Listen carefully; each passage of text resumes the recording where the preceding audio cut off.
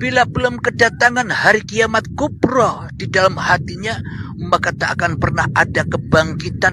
Mana mungkin bisa beriman kepada kitab-kitabnya Allah. Bila belum kiamat, mana mungkin bisa beriman kepada rasul-rasulnya Allah. Bila belum kiamat, bagaimana mungkin kita bisa bertemu dengan kodok dan kodarnya Allah. Selama ini kodok dan kodar itu kita akui sebagai kodok dan kodarnya hawa nafsu kita sendiri. Semua jatuh rojiun kepada kita yang berkuasa atas kodok dan kodar, atas apapun yang mengalami kita, apapun yang kita kerjakan selama ini.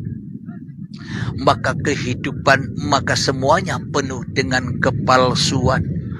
Imannya palsu, syahadatnya palsu, sholatnya palsu, zakatnya palsu, puasanya palsu. Dan selama ini kita tak pernah berpuasa, meskipun kita full puasa di dalam Ramadan tiap tahun, tapi sejatinya kita tak pernah puasa. Kenapa? Karena kita tidak ada imannya, karena kita tidak ada Tuhannya. Gai Tuhan karpe dewe, mentuhankan diri kita sendiri, maka hancur leburlah iman dan Islam itu.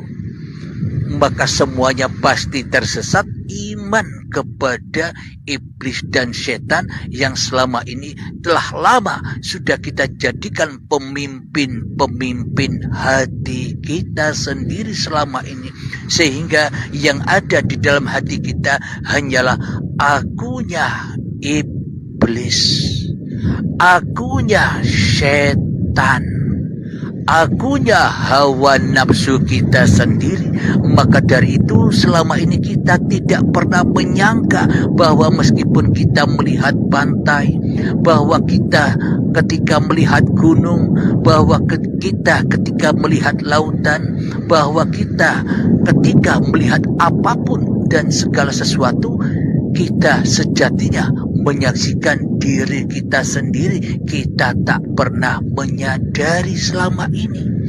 Kenapa? Karena kita selama ini hanya bermain-main saja di dalam kehidupan ini, melupakan Tuhannya, melupakan penciptanya, melupakan yang membuatnya, melupakan yang menjadikannya. Seolah-olah kita selama ini kan jadi sendiri. Seolah-olah selama ini kan kita hidup sendiri. Seolah-olah selama ini kan kita punya badan sendiri. Bahkan seolah-olah kita yang berkuasa atas badan dan yang berkuasa atas antara hidup dan badan. Semua apapun yang kita kerjakan, kegiatan aktivitas kita, baik itu syariat ibadah, sholat dan syariat bangun, tidur hingga tidur lagi, semua kita tuhani sendiri selama ini. Maka takkan pernah bisa bertemu aku yang sejati, tapi bertemu dengan aku yang palsu.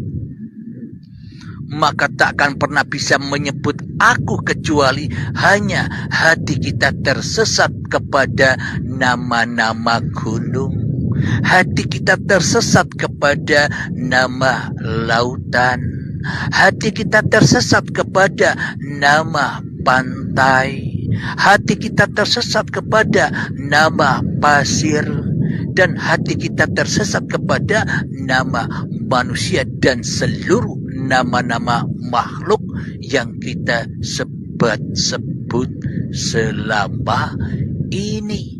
Jadi kita tak pernah bisa bertemu aku di dalam segala sesuatu, akan tetapi kita tersesat di dalam banyaknya sesuatu. Itulah yang dimaksud neraka jahanam.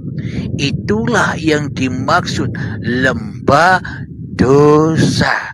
Karena perjalanan kita tidak sampai kepada aku, tapi hanya sampai di dalam pertengahan pengembaraan tersesat di dalam apa yang kita saksikan.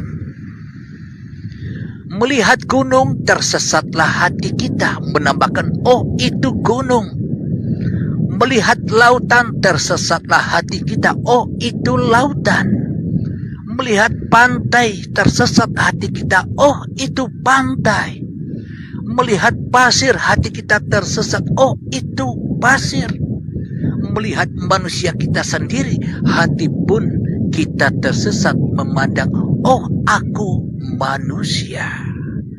Inilah tanda-tanda ketersesatan hati kita, ya termasuk saya juga selama ini. Maka dari itu pelajaran yang seperti ini tidak akan bisa dilewati oleh orang-orang yang masih cinta yang selain Allah di dalam hatinya. Maka dari itu di dalam baiat itu harus rela berkorban, meninggalkan apa saja yang membelenggu-lenggu hatinya.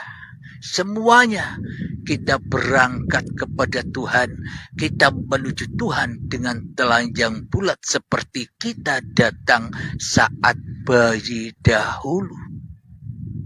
Saat bayi dahulu kita tidak tahu apa-apa, jangankan membawa apa-apa, tahu apa-apa saja tidak.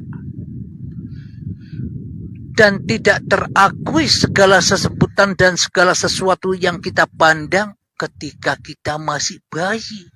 Yang ada saat kita masih bayi, yang ada hanyalah aku uripe Allah. Alhamdulillahirabbil alamin. Semoga saya dan kita semua senantiasa diberikan petunjuk oleh Allah, diberikan hidayah oleh Allah untuk memahami, meskipun paham, meskipun belum sampai mengaplikasikan, yang penting paham dulu. Tanpa paham, bagaimana mungkin bisa mengaplikasikan? Untuk mencari paham yang sedemikian ini saja, bila kita cari di luar sana, butuh puluhan tahun, butuh biaya yang besar, butuh waktu-waktu yang banyak, butuh waktu-waktu yang tersita, sehingga kita kadang bentrok, sehingga kita kadang bertengkar dengan pasangan-pasangan kita karena kita lebih mementingkan diri sendiri daripada keluarga. Kebanyakan begitu. Akan tetapi para aulia, para wali zaman dahulu ketika mencari Tuhannya, ditinggalkanlah kerajaan-kerajaannya, ditinggalkanlah kekuasaan-kekuasaannya, ditinggalkanlah jabatan-jabatannya, ditinggalkanlah harta-hartanya, ditinggalkanlah kekayaan-kekayaannya, kuda-kudanya,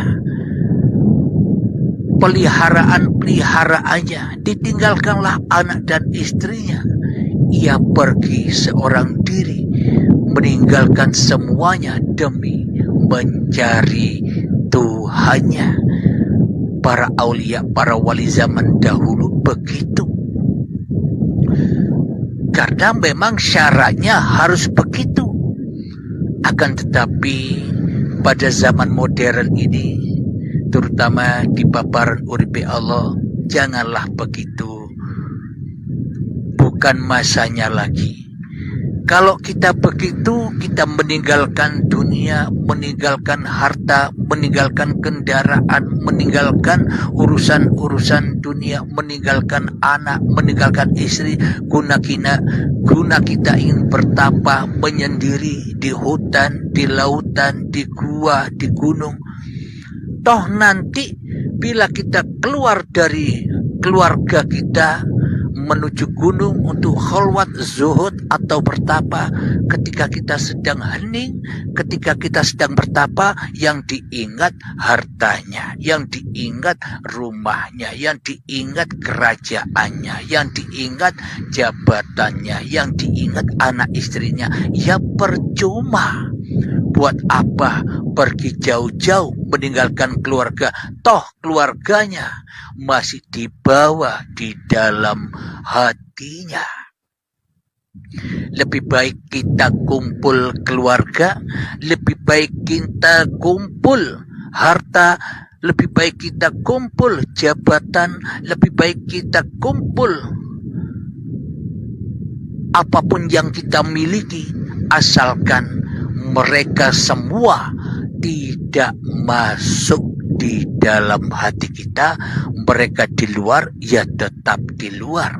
Yang di dalam hanyalah tempatnya Masjidil Haram, tempatnya Baitullah, tempatnya kita untuk bersujud kepada uripe Allah. Jadi meskipun kumpul dunia, tapi hatinya sudah berakhir, hatinya sudah naik ke langit, hatinya sudah di akhirat, hatinya sudah berakhir keakuan dirinya di hatinya. Alhamdulillahirabbil alamin. Semoga saya dan kita semua dipahamkan ya. Amin ya rabbal alamin. Sebelum kita akhiri, marilah kita kembangkan selawat dalimin taf'ul bala. Allahumma salli ala sayyidina Muhammad wa asrili zalimin bizalimin. Allahumma salli ala sayyidina Muhammad zalimin bizalimin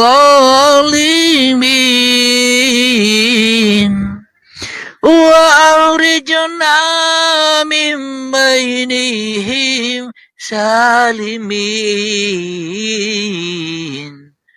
wa ala alihi wa sahbihi ajma'in. Alhamdulillahirabbil alamin. Akhir kalam. Assalamualaikum warahmatullahi wabarakatuh.